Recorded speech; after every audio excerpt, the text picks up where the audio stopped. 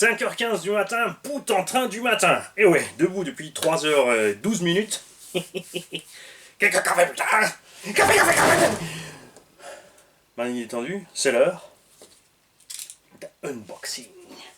Nous avons ici, de la part de Monsieur Loret, un engin que j'avais pas envie non plus d'acheter.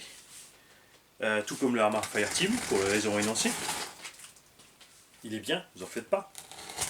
C'est juste que pas envie. Et ici, nous avons le Arma Typhon TLR. Ah, il nous a mis un petit mot avec. C'est cool. Parce que je me suis évidemment perdu dans le qui est qui. Qui fait quoi.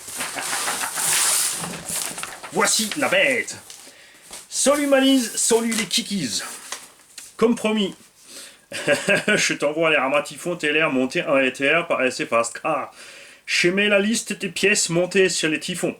J'en profite pour glisser quelques picoles pour toi, Chichi, Petit Cornichon et les Caraches. Modeste remerciements pour ce que tu fais pour nous, la RC en général. Aussi grâce à toi, j'ai fait la connaissance sur YouTube d'une belle pente de fou avec qui on se fend la poire. J'ai mis aussi tout petite action cam dans les cartons avec leur câble de charge. Elles m'ont bien rendu service pour faire mes premières vidéos sur YouTube. T'es pas prêt avec plaisir le garage ou un minot qui aimerait filmer ses sessions.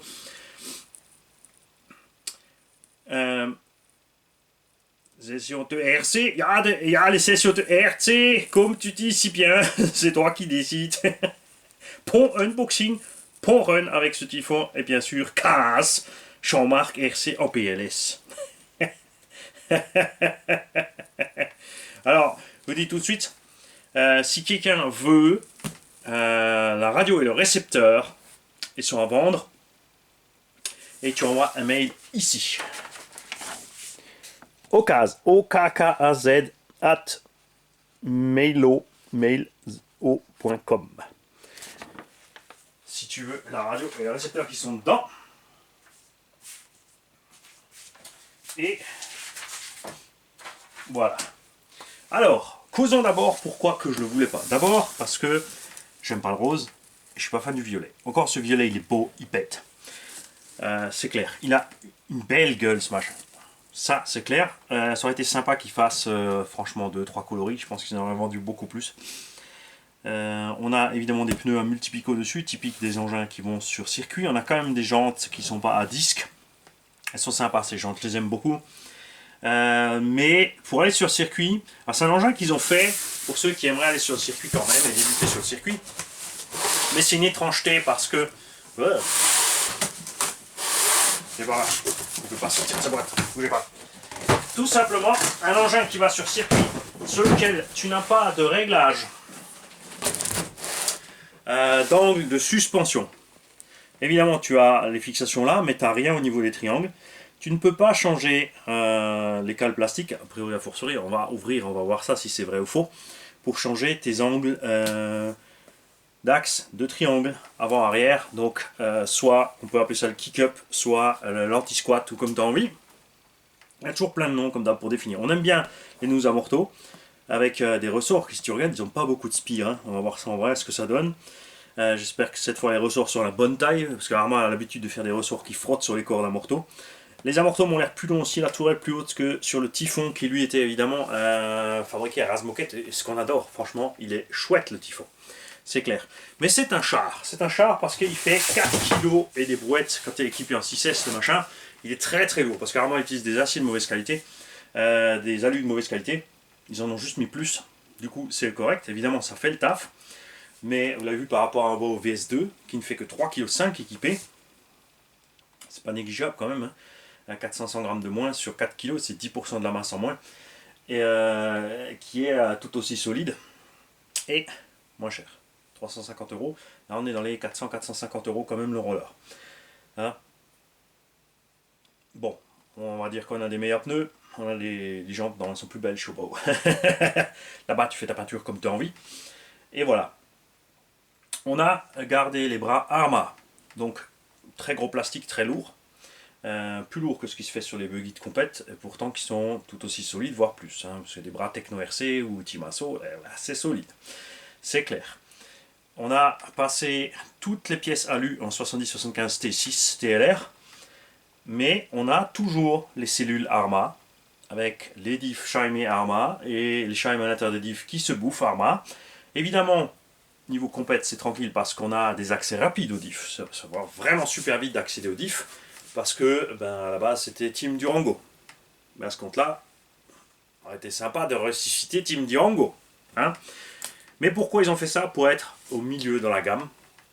Parce qu'il y a évidemment les Losi X très très chers, surfaits je dirais, et qui sont excellents par contre, hein, mais ouais, c'est pas. Le prix est délirant, puis c'est pas si solide que ça quand même. Ensuite on a le Typhon RTR, donc ils ont voulu faire un cran en dessous et mieux équipé. Sur la boîte, ils ont mis donc ici du TLR, le logo TLR avec les petites écritures dans le jaune, comme ils aiment bien le faire. Si tu ne connais pas, tu vas voir le site Team Losi Racing, tu vas comprendre. Franchement, le site est super bien fait, tu as envie d'acheter tout ce que tu vois. Alors déjà, ici, on a des cales, donc c'est réglable. Tu vois à quelle vitesse on dit une connerie. On a des biellettes à pas inversées qui ne rouillent pas, a priori à forcerie. On a les protections de triangle qui sont fournies. Et quoi encore? Un mini pare-choc avant. Parce que il leur faut le gros angle d'attaque. Sur circuit, tu arrives des fois en volant comme ça, puis ils reprennent, ils repartent. Enfin, faut voir. C'est des fous. Après, ils disent que les bâcheurs, c'est des malades. Moi, au bout de 6 mois, 1 an, mon châssis est toujours relativement dans cet état-là. Les compétiteurs, au bout d'1 an, le châssis est tellement raboté qu'ils sont parfois obligés de refraiser les trous de vis pour renfoncer les trous de vis. Hein. C'est des fous. Ils ont ajouté plein de réglages ici pour les biellettes de carrossage. Je rappelle que plus t'es haut, plus tu vas pousser sur le roulis. Plus t'es bas, moins tu vas pousser sur le roulis. Donc moins ça accroche, plus tu montes pour que l'engin puisse pencher. Plus tu descends, moins il va pencher. Par contre, au moment où tu perds le grip, ça va partir sec. Donc c'est à toi de trouver les réglages où tu es à l'aise. Pareil pour la distance. Ça induit plus ou moins d'effet de roulis. Beaucoup de buggy de compète ont encore sur les portes fusées aussi des réglages, parce que tu peux faire des biellettes très courtes, placer très bas ou très haut, tu peux faire des très longues. Ça dépendra aussi, ça changera évidemment le comportement de la suspension aussi. Pendant le travail de la suspension, ça va changer tes angles de train. Sur une piste très glissante et très cabossée, tu vas utiliser un engin avec des réglages hauts et des biellettes courtes pour que l'engin penche beaucoup et que tes roues, selon tes appuis, puissent bouger. C'est ce qu'on a par exemple sur le Oba Hyper MT, quand tu le penches, les roues travaillent avec, comme une bécane en fait. Mais ça, si vous voulez des détails sur ça, vous allez voir les tutos de Renaud Savoyard, parce que lui, il sait faire ça, et il l'explique à merveille.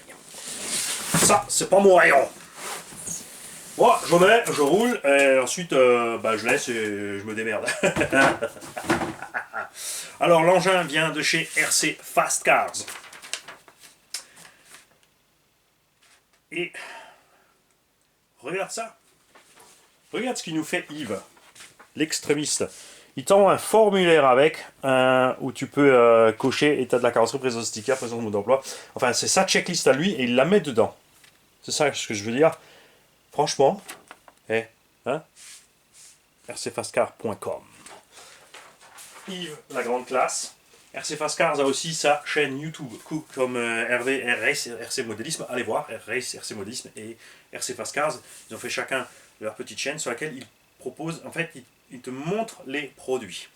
Et ça c'est chouette parce que quand il y a des nouvelles roues qui rentrent, et tu vois, Hervé par exemple dernièrement a pris les dimensions, il a pesé la roue en toute simplicité, tu as la chose comme elle existe. Et ça c'est super. Il m'a mis aussi un mot du cas. Bon. Il avait prévu le coup si le blond ouvrait le carton du mauvais côté. 999, le mot est de l'autre côté. Et pourquoi je te lisais aussi avec l'accent avant? Je vais quand même t'expliquer. C'est parce qu'il me l'a écrit avec l'accent. Compromis, je t'envoie les Arma Typhon. J'adore. Alors, nous avons ici un Arma Typhon avec la corne de cerveau Alu Spectrum. 20 balles. 20 balles la corne de cerveau. Ah, ça tourne pas rond, cher moi. 16,80€ le pignon avec le Circlips, parce que c'est un pignon spécial avec le méplat. Ça, comme dit, c'est toujours le premier truc qui dégage à la poubelle, ce pignon avec ce méplat. L'engin lui-même, donc 436,35. Le récepteur DSMR 6 voix, 111€. Oh, oh, oh, la vache! La vache! Le moteur 2050 kW 115€, le variateur 87€. Alors c'est assez marrant parce que le variateur Firma 150, qui est donc un Quick Run 150 avec la télémétrie, coûte 87,27€, ce qui est normal. C'est le prix d'un Quick Run. Par contre le moteur à 115€, alors que le moteur Quick Run Mobitronic vaut 65-70€. C'est étrange. Le radiateur vaut 20 balles, 100 ventilos, la corne de cerveau aussi. Tu vois un peu le cerveau 18 kg, 60€ Spectrum. Là, ils descendent au fusil à pompe, les mecs. Et la DX3, 100 balles. Mais sans récepteur. Ça fait ouch. Ouch. Ouch. Yeah. Alors, j'ai reçu avec des petits marshmallows. Merci RC PS. Des tie wrap Colson. Rilsan, appelle-les comme tu veux, qui sont qu'on pourrait réouvrir. Ceux-là, ils vont aller au stand de collage de pneus directement. Ça, c'est génial aussi. C'est ce que j'utilise aussi. Les petits velcro. Je peux que vous conseiller d'acheter ça. C'est des trucs de bureau. Et fixez tous vos câbles avec ça. Tu coupes ce qui est trop long. Tu peux les couper dans la longueur aussi si c'est trop épais. Franchement, laisse tomber les Colson, Rilsan, tie wrap pour fixer tes câbles. Prends ça. Ça tient bien, ça reste souple, tu n'abîmes rien. Moi, j'aime beaucoup, évidemment. Nous avons donc cette DX3 avec les batteries pour le pilote. Attention, ne pas prendre trop de batteries comme ça, hein, parce que quand on prend trop, t'es en 20 voltage, hyperglycémie, et au bout de 15 minutes, hypoglycémie. Mais là, c'est Mimi, c'est Rara, c'est la même merde, c'est le crash. Alors, c'est pas fini, il nous a envoyé des enveloppes pour envoyer les stickers. Nous avons bien sûr encore plein de timbres de la part de tonton Chiles et les autres, et d'autres enveloppes encore pour vous envoyer des stickers ou du petit matériel même. Il y a un truc caché là-dessous.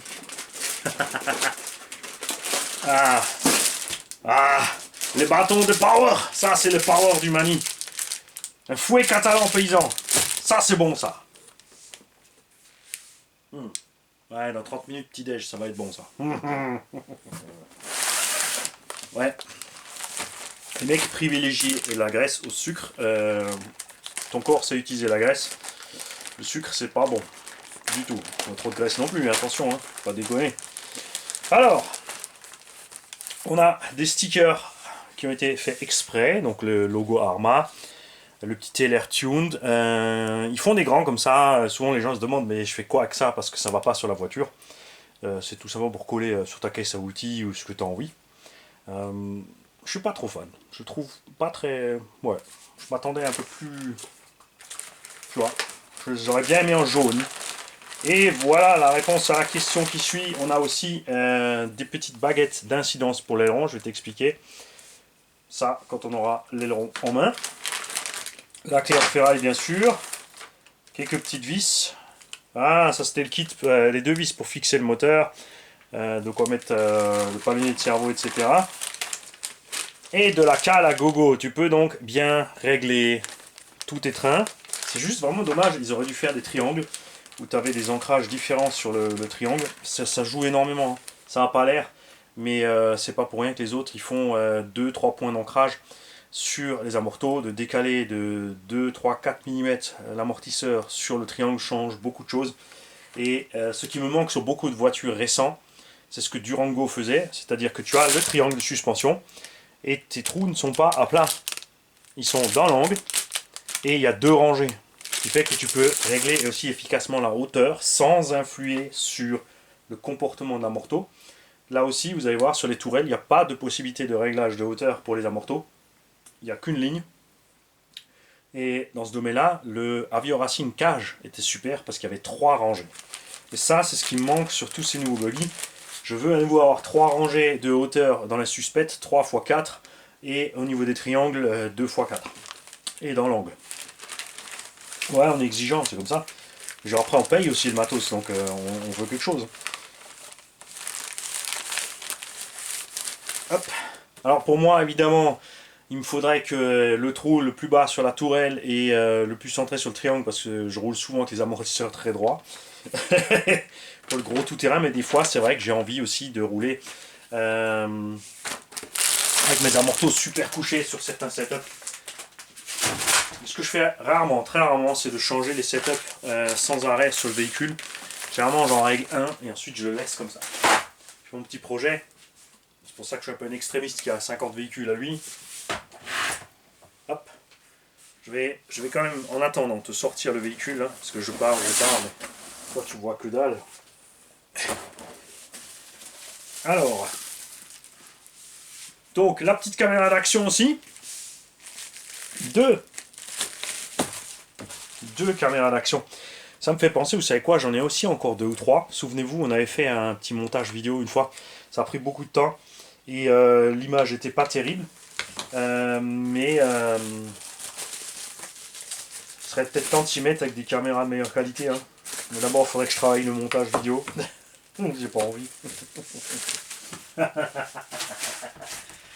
Sauf si certains d'entre vous sont spécialisés dans le domaine, maîtrisent le sujet et ont envie que je leur partage les fichiers et pour que chacun fasse un peu les montages à sa sauce, pour que les abos contribuent aussi à ce côté-là. Du pâté basque, hein, bonjour Hervé, et du miel de lavande. Et en plus, là, t'as assuré grave, RCA PLS, il suit la chaîne, tu vois, parce qu'il sait que Gigi, elle adore le miel qui est justement figé comme ça, cristallisé. Et ça, c'est le genre de détails plus qui font vraiment, vraiment très plaisir. Parce qu'il faut savoir que si Gigi ne mettait pas du sien, tout ça là derrière ne serait pas, pour la simple raison que je n'aurais pas le temps. Parce qu'elle participe activement quand même, il faut le savoir. Déjà, elle ne dit rien quand je passe des heures et des heures et des heures à faire les vidéos, à être sur le PC, à gérer les commentaires, les machins. Je me lève à 3h du mat, je dirais, elle est à côté, elle dort, elle part plus tard au boulot. Même si je suis un ninja, de temps en temps je la réveille quand même, elle ne râle jamais, les mecs. Elle ne râle jamais. Des fois, elle vient m'apporter mon petit café là en bas. Et donc, je vous invite tous à remercier ma Gigi. Hein. Si elle ne participait pas, on n'en serait pas là. Voici le Typhon TLR RTR. Celui-ci est bien RTR, il a tout l'équipement dedans. Suspect réglé, typique complète. L'engin se pose, regarde, sans taper, remonte un peu et stop. Donc le réglage suspect est exemplaire. On a les ressorts qui vont effectivement pas frotter les cordes à morteau, ça c'est classe. Ouais, ça j'aime beaucoup. Évidemment, tout ce talus 70-75 T6, c'est très beau. Hein, tout de suite, tu vois, ça inspire plus confiance que les cales d'origine Arma. Hein, même si elles font le boulot, faut dire ce qui est. Donc l'accès hyper rapide. Tu enlèves un côté la barre stable ici et les 4 vis, tu sors ton diff. Les jantes, magnifiques. Pneumatique très dur, par contre pas de mousse. Enfin, la mousse c'est vraiment... Ça c'est bizarre par contre. On n'a pas du tout le feeling d'un pneu compète, c'est plutôt un pneu très dur. Bon, pour le loisir ça devrait le faire. La carreau du Typhon est super belle, en forme. Avec ces couleurs là, c'est un peu... ouch. Alors attention, hein. C'est pas que j'aime pas le rose parce que c'est le truc des filles, hein. Ça c'est les anciens qui après ça, le rose c'est pour les filles, le bleu c'est pour les garçons. Pour moi tout ça c'est de la merde. C'est comme l'orthographe. Je suis pas d'accord avec les principes de l'orthographe et je suis un adulte donc je peux faire ma propre façon d'écrire. Parce que tu es libre, tu as le droit de le faire. Écris à ta façon. Donc c'est juste par goût que je suis pas fan du rose. Il est encore planqué dedans.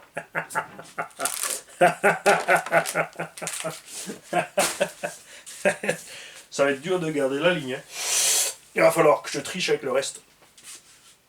On va sortir tout le reste, tu vois. On va tendre le. Tu vois, ça va bien. En fait, je suis pas si gros que ça.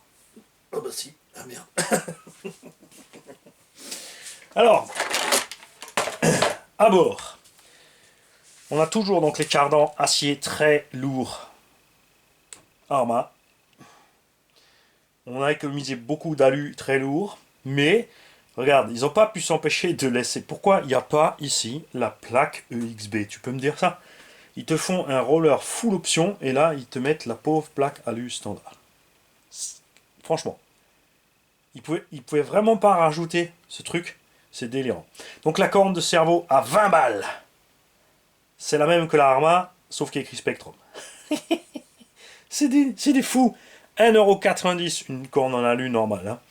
Hein. T'es pas obligé d'avoir une corne aussi haute et des crochets, qui en plus va faire levier sur le roulement. Tu peux prendre une corne à plat et tu peux poser ta biellette dessus. Tu peux même la rehausser un petit peu là. Tu as juste un petit peu la découpe à la carreau, il n'y a pas de problème. T'es pas obligé de prendre des trucs spéciaux comme ça. Le cerveau Spectrum, que je n'aime pas, il s'use très vite ici. On a très vite en fait l'axe qui se bouffe sur les armoires. J'ai vu sur tous les engins qu'on a eu RTR dernièrement. C'est le cas du Fireteam. Non, c'est pas le cas du Fireteam, il a le cerveau 50 kg. C'est lequel qu'on a sur mon Arma, oui, sur le Talion XB.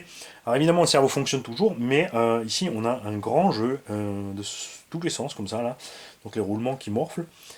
Le variateur, donc avec la télémétrie, bon, là, comme c'est axé complète, ok. Les mecs, télémétrie, c'est cool. Eux, ça leur plaît. Le moteur 4074 avec le pignon monté sur Circlips que je déteste. Et par contre, c'est étrange, on a un tout petit pignon là-dessus. Un tout petit pignon pour le buggy, ça me paraît bizarre parce que. Ouais, à voir. Évidemment, toujours aussi les condos fixés avec avec des reels en là sur le câble du moins. C'est le meilleur moyen d'endommager le câble, de tirer sur les soudures. Ça te permet pas de passer le câble là où il est censé passer. De toute façon, ça n'irait pas parce que regarde, t'as le. Tu vois ce que je veux dire? T'as le cerveau ici. Donc là, bien sûr, c'est Yves qui a monté tout ça super proprement. Regarde, il n'y a rien qui va toucher. Méfiez-vous, hein, c'est vraiment très juste ici. Si tu fais pas gaffe, tu as le filetage, la vis en bas qui va aller endommager ton câble. Ça va se frotter contre la carreau. Pourquoi Spectrum n'a pas fait un petit support? Un truc que tu peux monter à gauche ou à droite ici pour poser tes condos couchés là-dessus, ici déjà. Et honnêtement, ça sert à rien.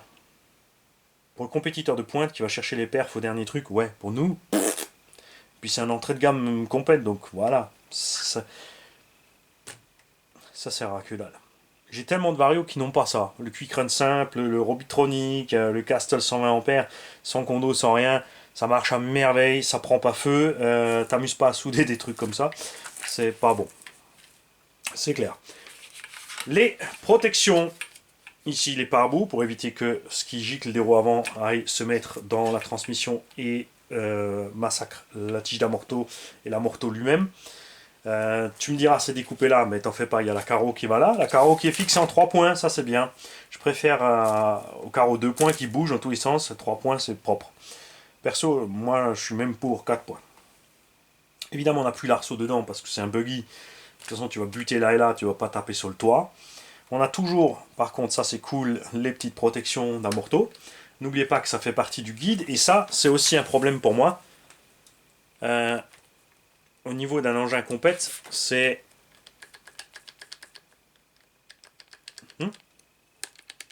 Et alors quoi, là? On en cause? Hein? De pas avoir des jeux sur les engins de compète? Tu vois? Et ça, c'est pas seulement eux. L'Aussie a le même problème. Quand tu as un capuchon en alu avec un petit guide comme ça, bah, tu te retrouves avec un paquet de jeux. Astuce simple pour ceux que ça embête, c'est de mettre tout simplement un petit joint torique. Tu enlèves ton écrou, tu dois enlever tout le cache, tu dois glisser un petit joint torique entre ici et tout remonter et fini basta le jeu. Ce que ça provoque, ça, c'est une usure du capuchon d'amorto et du guide. Le guide en plastique, ça se change, mais bon, je suis vraiment pas fan de ça, surtout pas des engins qui arrivent à des tarifs pareils. Hein.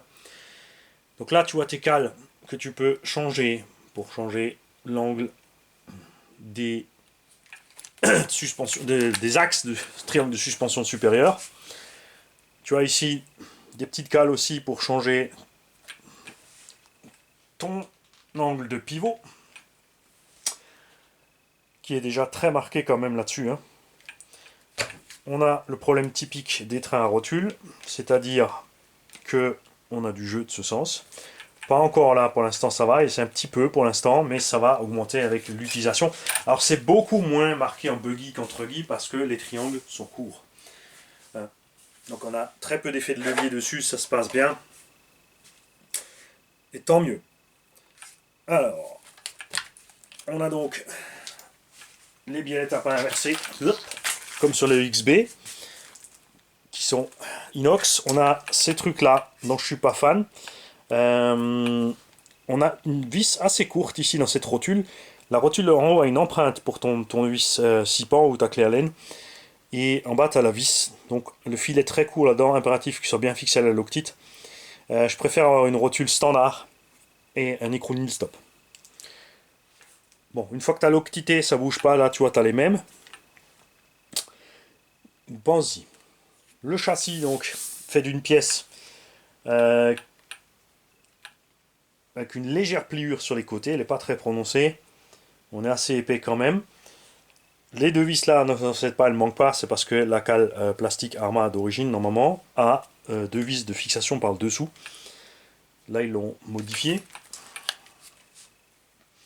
Là aussi, évidemment, tu peux changer les cales pour changer ton pincement arrière, ton kick-up ou anti-squat, tout ce que tu veux. Comme dit, appelle-le comme tu as envie. La carreau, le design n'empêche, ils sont pas merdés. Hein, la même au bleu, blanc, rouge serait cool.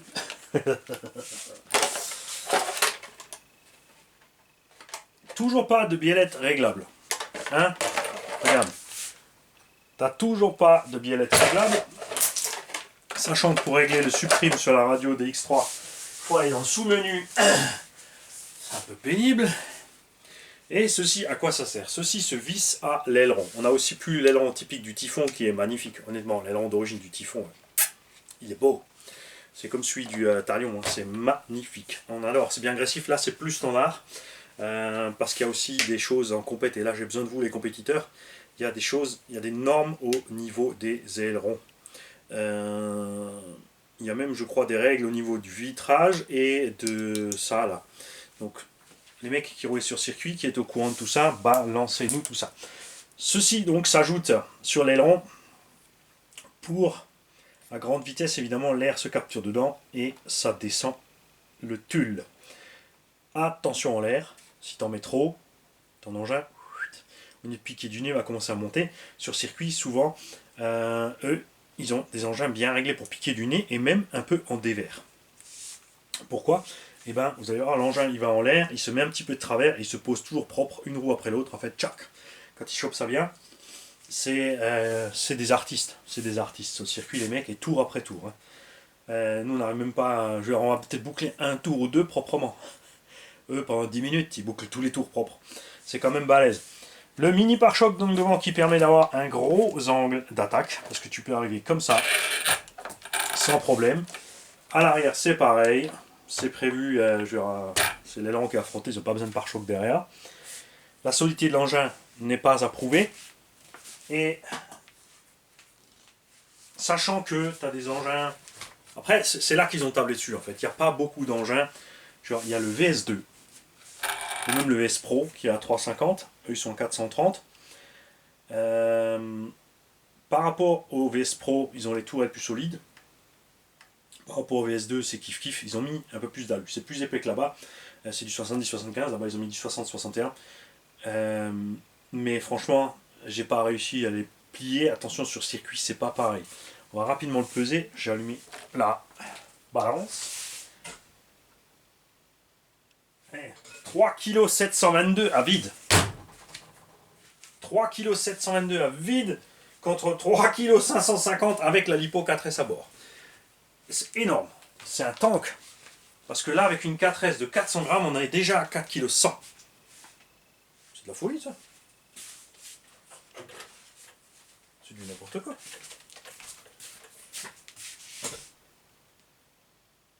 3,1 kg. 3,150 kg, 400 grammes de batterie, on arrive à 3,550 kg. faut que je repèse, j'ai mal lu. 3,750 kg, ouais. Plus 400 grammes de batterie égale 4,1 kg. Donc en 6S, on sera à 4,3 kg. Donc le poids d'un SC8, quasiment, l'autre il est à 4,5 kg. Bon, le SC8 avec la cage est encore plus lourd, mais je vais le Obao Hyper 8 SC. C'est énorme la vache. C'est vraiment un char. Et ça, c'est un gros point négatif sur les sauts. Et évidemment sur les gamelles aussi. Donc je disais, les circuits, c'est très dangereux. Il y a beaucoup de pièges sur le circuit. Il y a des rebords, des autres concurrents. Il y a des barrières qu'on n'a pas en bâche. Nous on peut évacuer. Souvent sur le circuit, au bout de ligne droite, tu as un virage et en face, tu as un grillage. Le grillage est fixé quoi? Avec des poteaux. Tu vois ce que je veux dire? Donc, quand tu te loupes, ça coûte un peu de pièces. Comme d'hab, ils ont utilisé les clous avec les vis par au-dessus, ce qui est très bien, parce que celle-là, c'est rare qu'il y ait de la terre dedans, donc c'est très facile d'accéder à la vis et de sortir le clou. En parlant de diff, on en avait parlé à l'arrière, mais pas à l'avant. À l'avant, il faut enlever un amorto, une liaison de barre stab, qui est toujours d'ailleurs en plastique là. Sur la version complète aussi, ça fait un peu pitoyable. Et 4 vis. Tu vois, c'est là que ça navigue entre deux mondes étranges. RC Pascal nous a glissé un petit truc Proline avec pour les pneumatiques. Donc la gamme de pneus circuit, je les connais pas, donc ceux qui les connaissent, lâchez-vous. Les Badlands, bon, il n'y a toujours que le Badlands, c'est juste qu'il y a 3 jantes. Ils font une nouvelle jante en bâton maintenant. On aimerait aussi avoir ces pneus sur ces jantes en bâton. Et le pneu à ne pas prendre. Avenger HP. Ne prenez pas ces pneus, ce sont des patinettes. Zéro pointé. Tu as des duretés, mais ça sert à rien vu que ça existe que dans cette dureté. Donc je comprends pas trop le besoin d'écrire soft ici. C'est juste pour dire que c'est soft par rapport aux autres qui sont médium. Super. Proline qui a donc été acheté par Horizon Hobby. Ça veut dire que la qualité va chuter, les prix vont grimper et on ne sera pas content. Alors, ce qu'ils appellent le Technical Pack, c'est juste la notice supplémentaire avec le détail pour suspension et diff. Alors ici, ils n'y sont pas. Regarde, tu as la petite rondelle et le machin. Ça, celle-là, elle s'use chez Arma. Faut y penser. Ils ont mis des plaquettes en plus des axes pour ne pas fondre le plastique de leur corps de diff. Ça, c'est un endroit par exemple où Obao économise du poids, l'Osi aussi et d'autres, parce que ils n'utilisent pas ces plaquettes, ils ont un plastique de meilleure qualité, résultat l'axe est directement dans le plastique du diff, et ça ne pose pas de problème. Certaines autres marques ont essayé, et finalement tu te retrouves avec les axes qui fondent dans le corps de diff, ça arrache tout. Leurs couronnes et leurs pignons chez Arma qui sont en acier frité, ça c'est le point fort Coralie par rapport à Arma, c'est que les diffs chez Coralie, ils sont bons. Les amortos, qualité moyenne, les normaux. Là, je ne sais pas si c'est juste en noir, mais que ce soit... On a l'impression que c'est exactement les mêmes amortos, juste en noir, et avec le petit logo TLR. Donc, pas de traitement différent de la surface intérieure. Ça aussi, ça c'est un point fort chez Obao. C'est que le corps d'amorto est traité, 60-61 est durci, plus à l'intérieur le piston nylon. Résultat, c'est hyper soyeux, ça fonctionne longtemps. Chez Arma et Coralie, on a toujours ce problème on se retrouve avec une espèce de bouillie de sauce, comme dans le diff. En fait, tu as l'huile qui.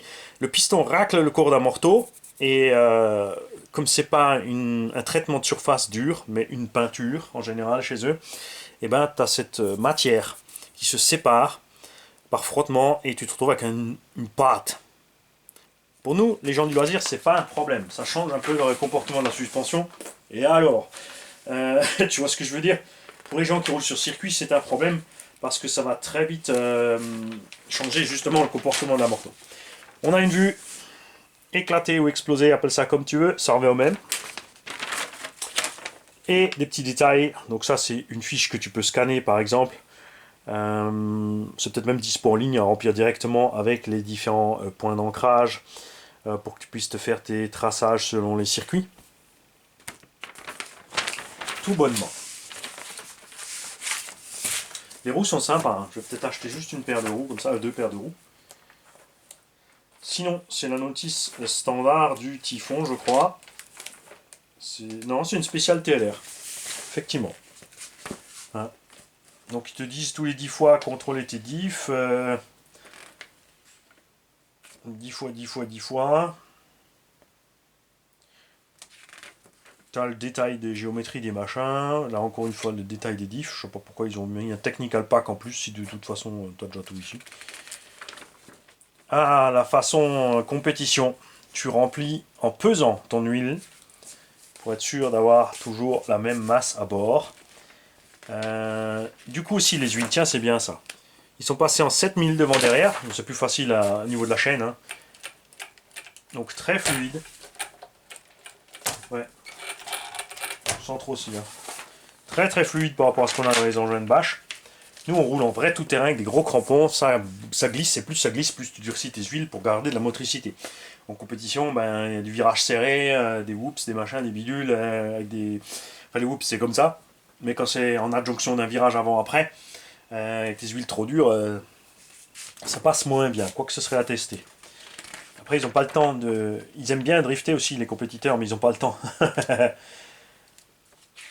Ils roulent au chrono, nous non. Huile de suspension avant-arrière 550 aussi, comme ça ils se sont facilité la vie. C'est plus simple en usine évidemment, c'est moins coûteux que de fabriquer, de remplir séparément les avant, les arrières, les diffs avant-arrière. Ce qu'ils ont changé, je pense, ce sont les pistons.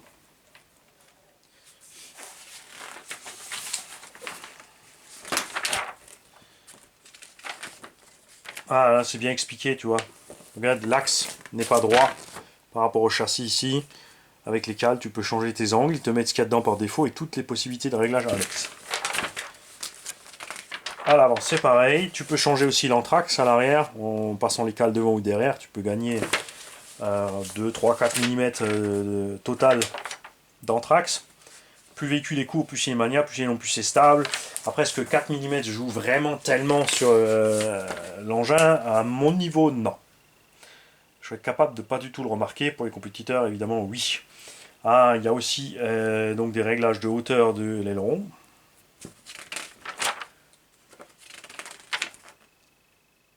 Et ensuite tout le blabla pour les réglages de hauteur de machin de bidule. On a toujours un train à rotule à l'avant, donc petit rappel sur les trains à rotule, il est très important sur les trains à rotule. Alors là, comme tu as des jantes fermées, tu ne peux pas l'atteindre ta rotule quand la roue est montée. Donc quand tu fais tes réglages, essaie d'avoir de côté 4 jantes à bâton, c'est plus simple pour faire tes réglages. Alors déjà, c'est réglable, puisque si tu serres ou desserres ici, tu vas changer les angles. Et ils ont mis des rondelles pour être juste à rembuter pour que ce soit bien réglé, ce qui n'a pas l'air trop mal aussi sorti de la boîte. Cet engin, on dirait bien qu'il est réglé. Ouais, on a du carrossage avant-arrière. Ouais, on a quand même facile 3%, 2-3 à l'arrière, 1-2 à l'avant. On a un petit... Ouais, on n'a pas vraiment d'ouverture devant. Hein. Ouais, ou tout léger. Entre neutre et un tout petit micro-peu. J'en étais où? Ouais, donc pour tes réglages. Et ne pas oublier que ta sphère ici est maintenue à l'avant par un capuchon qui est vissé devant. Et là, j'insiste là-dessus parce qu'il y en a toujours encore plein qui se font avoir avec ça. Alors, on va voir si on a le plan quelque part. Et la chose. Bon, tu vas y aller. Il n'y a pas une vue en détail dessus. Mais non. Je l'ai zappé. Je l'ai zappé. Là. Cette vis-là. Ceci est une vis. Donc il faut serrer légèrement au contact, desserrer un peu. Il est nécessaire d'avoir un tout petit peu de jeu ici pour le bon fonctionnement et de la direction et de la suspension. Si tu serres trop fort ces vis, tu vas coincer cette sphère à ce niveau-là. Ça va freiner ton cerveau. Donc tu vas perdre au neutre, il va avoir un problème parce qu'il ne viendra pas comme il faut. Ça va ralentir le cerveau et ça va aussi freiner la suspension. C'est encore pire si tu règles différemment un côté que de l'autre. Donc il faut que ça reste libre. Mais pas que ça se balade. Hein? Donc, si t'es pas sûr, essaye. Entraîne-toi, enlève ta roue, tu démontes le triangle et ton truc, parce que quand c'est monté, ça va être moins évident. T'enlèves ton amorto, tu t'assures que ta suspension soit bien libre, tu serres un peu, tu regardes l'effet, tu vas voir, ça va tout de suite ralentir la suspette, tu peux même la bloquer avec ça. C'est souvent en tout terrain en fait que les gens serrent trop fort. sur les gros tout-terrain genre Erevo et compagnie, et se retrouve avec des problèmes de direction et de suspect. Donc nous avons ici un engin magnifique que RCO PLS voulait vendre, et quand il me l'a préparé emballé, il m'a tout mis dedans, donc les petits bonbons, le petit mot, et là il s'est souvenu pourquoi il l'avait acheté. La vache que c'est beau. Résultat, il veut plus vous le vendre. Par contre, vous pouvez avoir la radio et le récepteur. Donc je le répète, l'adresse mail c'est okaz mail 0 o, moi c'est un o.com. Pour le prix, c'est comme toujours, vous demandez si vous êtes trop feignant ou c'est trop compliqué pour vous parce qu'il n'y a pas de prix, bah reste chez vous. Ce que je vous fasse, pour moi je trouve ça pas compliqué. Une annonce sans prix, c'est pas un problème pour moi puisque je vois ce qu'il y a comme matériel. Là je vous l'ai dit, la radio coûte 90 ou 100 euros, le récepteur 110 euros, donc ça vaut 210,9 euros. Donc tu as déjà une idée de ce que ça vaut, donc tu te prépares au prix quoi. Hein, t'es pas à l'abri d'une bonne surprise, donc pourquoi ne pas mailer, hein? Donc tous les compliqués de ce côté-là, restez chez vous, laissez-nous tranquilles. Nous on aime bien comme ça. Ce que j'aurais bien aimé, c'est plus de stickers comme ça, comme on est là devant, tu vois. Ça, plus de TLR tuned comme ça. Arma, comme toujours, enfin Horizonby, l'amour des stickers mal mis. Le sticker est de travers sorti de la boîte, et souvent aussi les stickers chez Horizonby, ils tiennent très mal. Au premier run que tu vas faire, le sable va se glisser en dessous et les stickers vont se décoller. Donc prends-toi le temps, applique-les bien, chauffe-les un petit peu, regarde là. Tu vois, c'était acceptable quand les engins coûtaient 250-350 euros. Dans des prix pareils, à 450 euros le roller, non. Ou alors mettez les carrosseries non peintes, mettez les stickers à côté. Mais arrêtez de nous faire ce massacre là.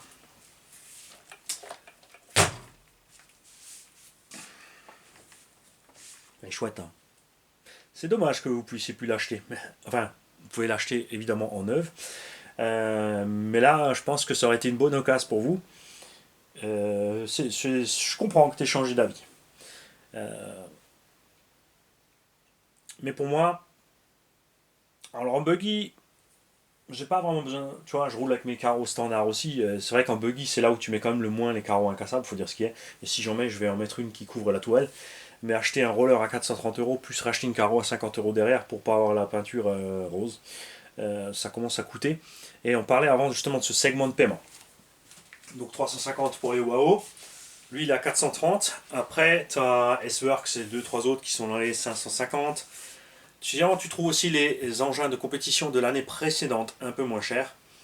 Dans ces 550 aussi, en général, 600.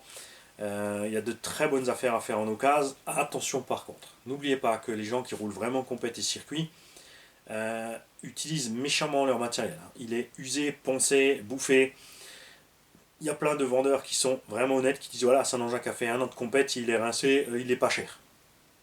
Ils jettent des fois des engins à 250 euros, qui valaient 650, 700, 800 au départ, mais je veux dire, ils sont poncés.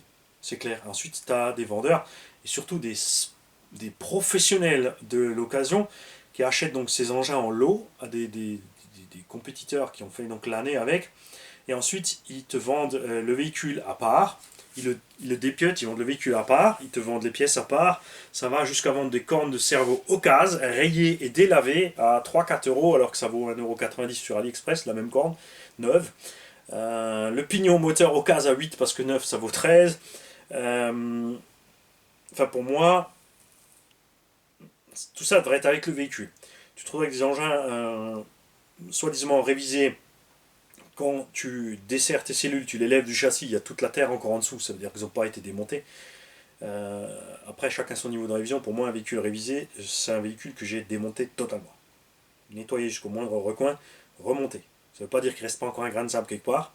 On ne fait pas du neuf avec du vieux non plus. On ne change pas systématiquement évidemment tous les roulements.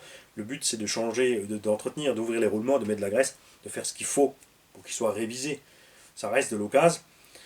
Si tu achètes une occasion pour la remettre à neuf, laisse tomber l'occasion. Ça va te revenir plus cher d'acheter une occasion et de remettre à neuf que d'acheter la neuve finalement.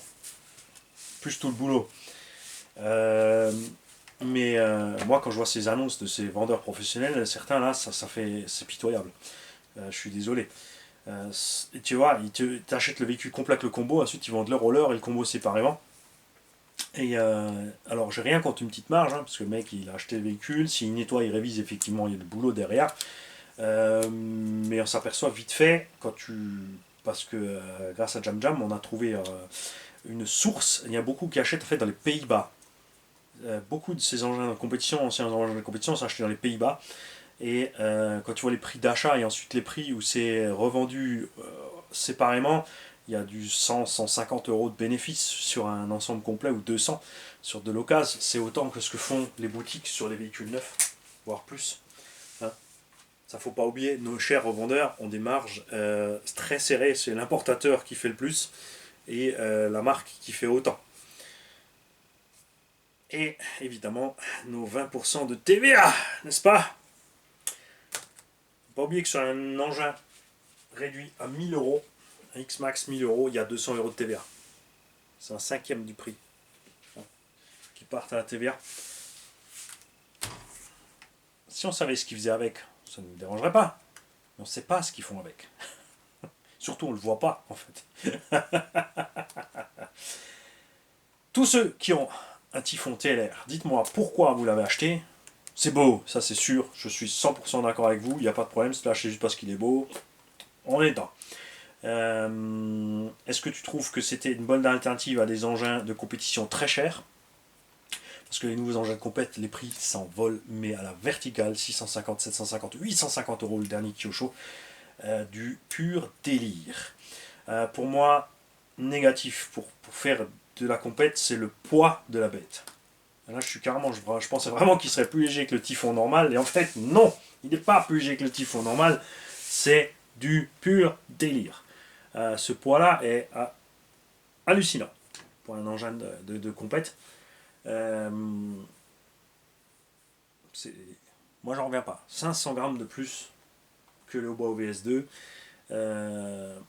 ça fait mal. Ça fait mal. Donc, si tu l'as acheté, est-ce que tu en es content? Si tu n'en es pas content, pourquoi? Est-ce que justement tu pensais faire plus du circuit avec et est-ce qu'il se comporte bien par rapport aux engins de compète sur le même circuit? Est-ce que toi aussi il te manque ce réglage ici dans la suspette? Ce serait intéressant de voir si on trouve encore des triangles Durango. Parce que eux, ils ont tous les réglages. Parce que les triangles RPM vont dans les Durango et dans les Arma. D'ailleurs, j'ai pas regardé les RPM, est-ce qu'ils ont les réglages? J'ai jamais jeté un coup d'œil puisque ces triangles d'origine sont super solides, donc je me suis jamais pensé sur les options RPM. Est-ce que les options RPM ont la possibilité de réglage de la suspette? Ça, c'est une bonne question. N'oubliez pas aussi, au point de vue de la garde-sol, qu'il y a 3 garde-sol. Il y a la statique. Tu laisses tomber l'engin, tu le laisses rebondir, de préférence avec sa batterie à bord. Et ça te donne ta garde-sol statique. Tu as la dynamique, parce que quand tu roules, eh ben, t'es comme ça à l'axel et t'es comme ça au freinage. Et tu as la garde-sol max. Il y a plein de façons de réduire ou d'augmenter ta garde-sol. On te dit toujours, tu règles la précontrainte des ressorts pour changer ta garde-sol. Oui, mais tu changes ta garde-sol dynamique, donc le comportement des suspensions, le comportement du véhicule. Il y a la vis de butée dans le triangle.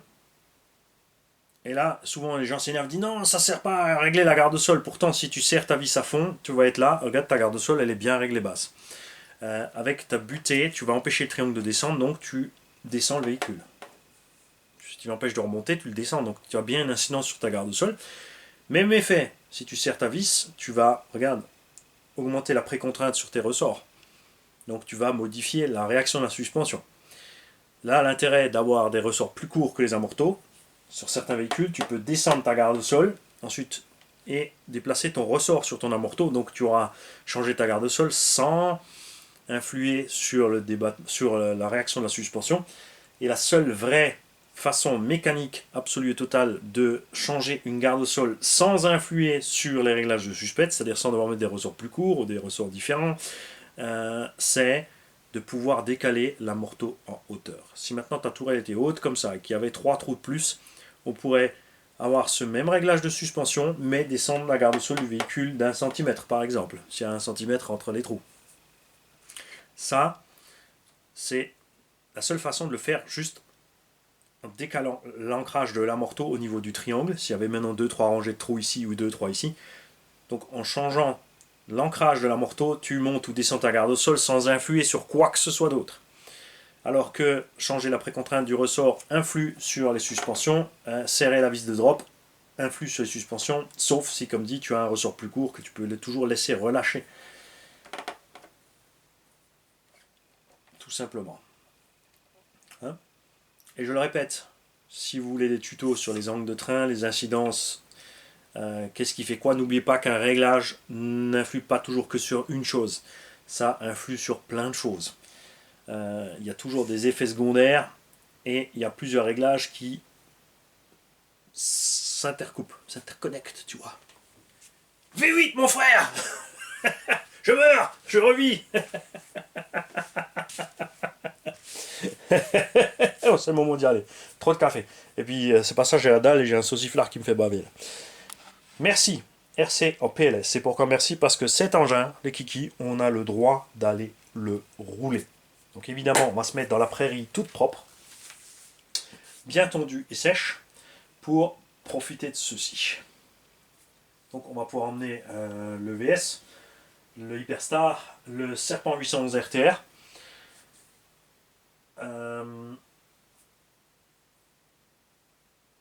Je les ai tous mis en 4, donc on roulera celui en 4. Enfin non, non, parce qu'avec le pignon qu'il y a à bord, il est prévu en 6. On a un tout petit pignon de 12-13, là, ça va être pour du 6S. Hein. Parce que là en 4, je ne sais pas s'il va pas traîner un petit peu. L'autre chose aussi, chez Arma, je crois qu'il n'existe qu'une seule couronne de diff. Ou peut-être 2.